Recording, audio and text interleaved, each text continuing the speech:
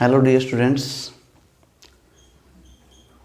कल हमने डिस्कस किया था अबाउट पास्ट कॉन्टिन्यूस टेंस। आज हम डिस्कस करेंगे अबाउट पास्ट परफेक्ट टेंस कि पास्ट परफेक्ट टेंस का यूज हम कब करते हैं। देखिए, इससे पहले हमने डिस्कस किया था प्रेजेंट परफेक्ट टेंस, यानी कि जब प्रेजेंट में कोई एक्टिविटी कंप्लीट हो जाती है तो हम प्रेजेंट परफेक्ट टेंस का यूज करते हैं, कि प्रेजेंट में कोई भी काम पूरा हो जाए। अब है पास्ट परफेक्ट, यानी कि पास्ट में कोई एक्टिविटी कंप्लीट हो जाए। तो पास्ट की कंप्लीट एक्टिविटी को शो करने के लिए हम यूज करते हैं पास्ट परफेक्ट टेंस। ओके, अब आप याद रखेंगे कि पास्ट परफेक्ट टेंस का यूज भी हम करते हैं इन केस ऑफ कॉम्प्लेक्स सेंटेंस, जैसा कि हमने कल भी डिस्कस किया था। इन केस ऑफ कॉम्प्लेक्स सेंटेंस, इसमें भी आपको क्या मिलेगा, 2 सेंटेंसेस मिलेंगे आपको। एक में मिलेगा आपको प्रिंसिपल क्लॉज और साथ में मिलेगा आपको सबऑर्डिनेट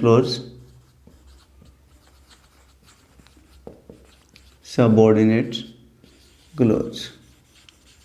यानी कि आपको 2 सेंटेंस दिए हों तो उसमें आपको बीच में क्या मिलेगा, बीच में आपको मिलेगा subordinate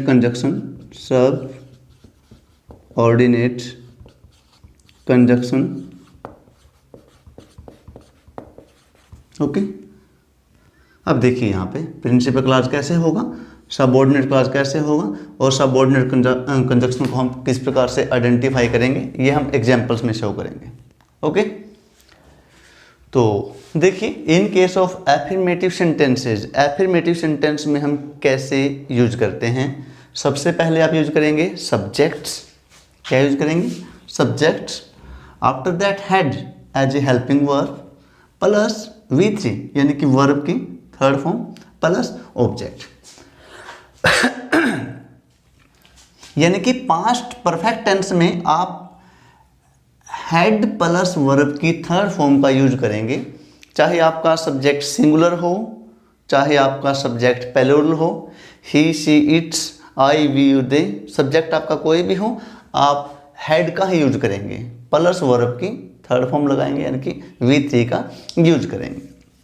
for example, the patient had died before the doctor came. यहां पर आपने यूज किया हैड डाइड, वर्ब है आपके पास डाई मीन्स मरना। द पेशेंट हैड डाइड, रोगी मर चुका था, बिफोर द डॉक्टर केम। अब आप देखेंगे कि एग्जाम में जब आप बैठते हैं तो आपको हिंदी से कोई मतलब नहीं होता कि इसकी हिंदी क्या बनेगी। हिंदी आप अपनी सुविधा के अनुसार कुछ भी बना सकते हैं, आप रूल को फॉलो करेंगे। क्या है, देखिए यहाँ पे आप देखेंगे कि सेंटेंस में सर बिफोर आया हुआ है, बिफोर आया है, बिफोर के बाद क्या है, वर्ब की सेकंड फॉर्म कम, केम, कम। ओके, तो अगर किसी भी सेंटेंस में बिफोर के बाद वर्ब की सेकंड फॉर्म हो तो बिफोर से पहले आप क्या यूज करेंगे, हैड प्लस वर्ब की थर्ड फॉर्म। ये आपका रूल है। यानी कि अब आप ये कह सकते हैं कि प्रिंसिपल क्लॉज कौन सा है इसमें, the patient had died, this is called principal clause. अब डिपेंडेंट क्लॉज कौन सा, डिपेंडेंट क्लॉज कहते हैं इसको, सबऑर्डिनेट क्लॉज को। इसमें बिफोर क्या हो गया, सबऑर्डिनेट कंजक्शन। बिफोर क्या है, सबऑर्डिनेट कंजक्शन। और the doctor came, before the doctor केम, ये क्या हो गया, सबऑर्डिनेट क्लॉज हो गया। ठीक है, तो अगर किसी भी सेंटेंस में क्या मिल जाए आपको, बिफोर के बाद हो वर्ब की सेकंड फॉर्म, तो बिफोर से पहले आप यूज करेंगे हैड प्लस वर्ब की third form. Okay, now in case of negative sentences, firstly आप यूज करेंगे subject plus had nots plus V3 third form of verb. अब क्या करेंगे, नेगेटिव सेंटेंस में हम हेल्पिंग वर्ब के साथ नॉट यूज करते हैं, plus V3 plus object. For example, they had not run a race when I saw them. They had run a race वो रेस नहीं लगा चुके थे व्हेन आई सॉ देम, जब मैंने उन्हें देखा, यानी कि एक्टिविटी कंप्लीट नहीं हुई थी, परफेक्ट नहीं हुई थी एक्टिविटी पास्ट में। क्या देखा आपने, यहाँ पर क्या लिखा हुआ है, व्हेन। व्हेन के बाद क्या है, वर्ब की सेकंड फॉर्म। ओके, व्हेन के बाद क्या है, वर्ब की सेकंड फॉर्म। तो व्हेन से पहले आपने यूज किया had not run, had not run क्योंकि नेगेटिव सेंटेंस है, आपको एग्जाम में मिलेगा नॉट रन। अब आप ये कह सकते हैं कि सर कल तो आपने बोला था कि अगर व्हेन के बाद वर्ब की सेकंड फॉर्म हो तो व्हेन से पहले वाज वर्ब प्लस वर्ब की फर्स्ट फॉर्म के साथ आईएनजी भी लगता है। तो आज भी हमारा रूल वही है, बस एक रूल और साथ में ऐड हो गया है।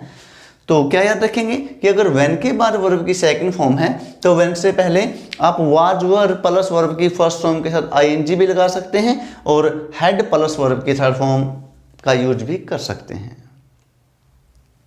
क्लियर है? अगर व्हेन के बाद क्या है, वर्ब की सेकंड फॉर्म, तो व्हेन से पहले आप पास्ट कॉन्टिन्यूअस टेंस का यूज कर सकते हैं, यानी कि वाज वर्ब प्लस वर्ब की फॉर्म के साथ आईएनजी का यूज भी कर सकते हैं और पास्ट परफेक्ट टेंस का यूज भी कर सकते हैं, हेड प्लस वर्ब की थर्ड फॉर्म का यूज भी कर सकते हैं। और अगर नेगेटिव है तो हेल्पिंग वर्ब के साथ में क्या यूज कर देंगे, not. Okay, now in case of interrogative sentences, interrogative sentence में हम क्या यूज करते हैं, सब्जेक्ट से पहले हेल्पिंग वर्ब यूज करते हैं। और हेल्पिंग वर्ब क्या है हमारे पास, had plus subject plus V3 plus object. Understands? Had को यूज किया before subject, after that V3 plus object and sign of interrogation because this sentence is interrogative.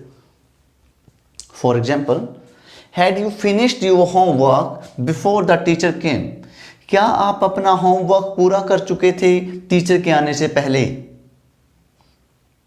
जैसे हिंदी में बोलते हैं ना, जो एक्टिविटी पहले हो चुकी थी, हेड प्लस वर्ब की थर्ड फॉर्म, जो बाद में हुई वर्ब की सेकंड फॉर्म। लेकिन देखिए हमें एग्जाम में पता ही नहीं चलता कि कौन सी एक्टिविटी पहले हुई कौन सी बाद में हुई, हम तो रूल को फॉलो करते हैं। क्या बिफोर है, बिफोर के बाद क्या है, वर्ब की सेकंड फॉर्म, तो बिफोर से पहले आपने यूज किया had plus third form of verb. Had you finished your homework, क्या आप अपना होमवर्क पूरा कर चुके थे, एक्टिविटी ये पहले हो चुकी थी। Before the teacher came, teacher के आने से पहले, बाद में कौन आया, टीचर बाद में आया, ये एक्टिविटी बाद में हुई है, तो ये एक्टिविटी बाद में हुई है तो आपने यूज किया वर्ब की सेकंड फॉर्म। ये एक्टिविटी पहले हो चुकी थी, ये एक्टिविटी पहले हो चुकी थी तो आपने यूज किया हेड प्लस वर्ब की थर्ड फॉर्म। ओके, बिफोर के बाद second form of verb, before से पहले head plus third form of verb. Interrogative तो हेड आ जाएगा सब्जेक्ट से पहले, वर्ब की थर्ड फॉर्म सब्जेक्ट के बाद। क्लियर है? नाउ रूल देखिए कि पास्ट परफेक्ट टेंस को आप यूज कब करेंगे। रूल है हमारे पास, जैसे कि हमने ऊपर एग्जांपल्स में डिस्कस किया है। अगर किसी भी सेंटेंस में बिफोर हो, आपको बिफोर मिल जाए सेंटेंस के अंदर, क्या है बिफोर, सबऑर्डिनेट कंजक्शन है। बिफोर क्या है, सबऑर्डिनेट कंजक्शन है। बिफोर के बाद क्या मिलेगा आपको, वर्ब की सेकंड फॉर्म, तो बिफोर से पहले आपने क्या अप्लाई किया, हेड प्लस वर्ब की थर्ड फॉर्म। आफ्टर दैट अगर किसी भी सेंटेंस में व्हेन है, व्हेन के बाद आपको मिलेगा सेकंड फॉर्म ऑफ वर्ब, तो व्हेन से पहले आप यूज करेंगे head plus third form of verb. और जैसा कि मैंने कल डिस्कस किया था कि व्हेन के बाद सेकंड फॉर्म हो तो व्हेन से पहले हम वाज वर्ब प्लस वर्ब की फॉर्म के साथ आईएनजी यूज कर सकते हैं। दोनों में से आप जो भी अप्लाई करेंगे दोनों ठीक हैं, सिर्फ दो वर्ब को छोड़ के।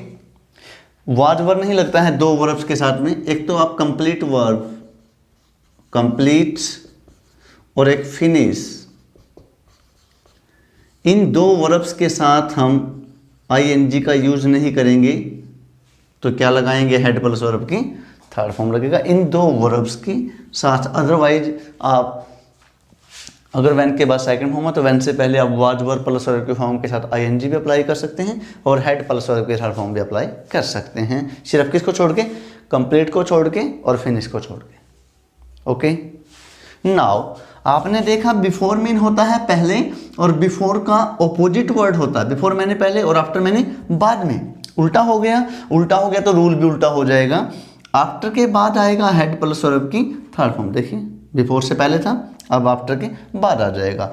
आफ्टर के बाद हेड प्लस वर्ब की थर्ड फॉर्म और आफ्टर से पहले वर्ब की सेकंड फॉर्म। जब आप बुक रीड करते हैं आप बहुत बार देखेंगे कि सेंटेंस में आफ्टर बिल्कुल स्टार्टिंग में ही आ जाता है, शुरू में ही आ जाता है। शुरू में अगर आफ्टर आ जाए तो क्या होगा, आफ्टर के बाद हेड प्लस वर्ब की थर्ड फॉर्म आएगा।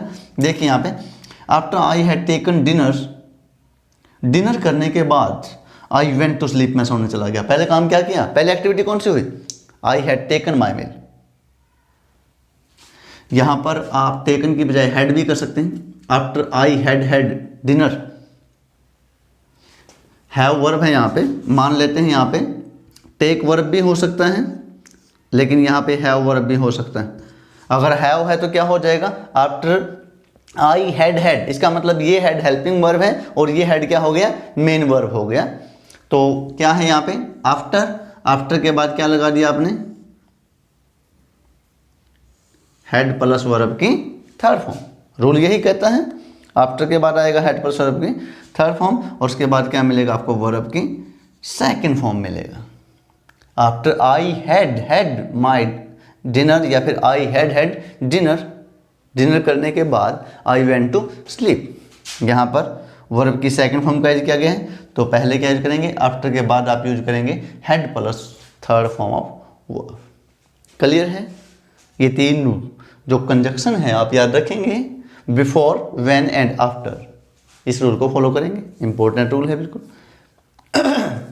After that rule number 4, in case of indirect speech, in case of indirect speech. अब जब हम नरेशन करेंगे तब आपको बताएंगे, नरेशन में समझ में आएगा ये रूल अच्छे से, कि जब भी हम नरेशन में टेंसेज को चेंज करते हैं तो सभी टेंस को चेंज करेंगे, लेकिन हेड को हेड ही रखते हैं। तो इसलिए एक हमने परमानेंट सा रूल बनाया है, क्या, कि अगर आपका सेंटेंस इनडायरेक्ट स्पीच में है, अब इनडायरेक्ट स्पीच में आपको पता कैसे चलेगा, नरेशन में देखिएगा आप, अगर आपको सेड दैट लिखा मिल जाए किसी भी सेंटेंस में, अच्छे से समझ में आएगा नरेशन में।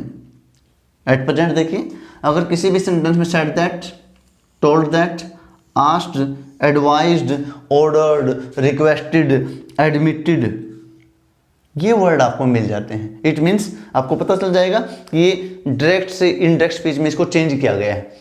तो जैसे वर्ड की फर्स्ट फॉर्म होती तो सेकंड फॉर्म में, सेकंड फॉर्म को फिर हेड प्लस होगी थर्ड फॉर्म में, इस प्रकार से हम चेंज करते रहते हैं। लेकिन अगर हेड है तो हेड को हम चेंज नहीं करते, तो इसलिए परमानेंटली हम इसको यूज कर देते हैं। जैसे आपने देखा आपके पास वर्ब है राइट, सेंटेंस को रीड करते हैं, he said that he had written a novel. आप कहेंगे कि इसे समझ में कैसे आएगा, आप देखेंगे सेंटेंस में क्या दिया हुआ है, सेड दैट लिखा हुआ है, इसका मतलब क्या हुआ, डायरेक्ट से इनडायरेक्ट में चेंज किया गया है, डायरेक्ट से इनडायरेक्ट में चेंज किया गया, तभी तो साइड को साइड रखा गया, इन्वर्टेड कोमास को उठा के दैट लगा दिया गया है। ठीक है, तो यहां पर आपने लिखा had written, right, wrote, written, third form of verb written. Okay, समझ में आ गया होगा। आफ्टर दैट नेक्स्ट रूल है with verb wish.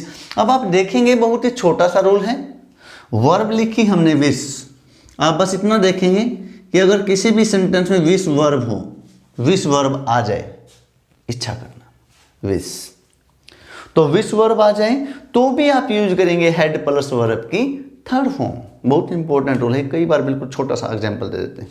For example, I wish I had accepted the offer, accept, ACCEPT, accept लिखा हुआ है यहाँ पे वर्ब।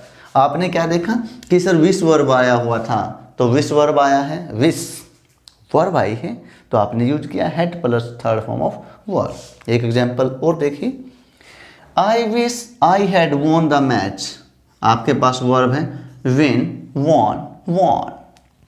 आई विश, आपके पास वर्ब है wish, I wish I had won the prize, तो आपने लिखा had won because wish verb दिया हुआ है। ठीक है, तो ये था आपका पास्ट परफेक्ट टेंस।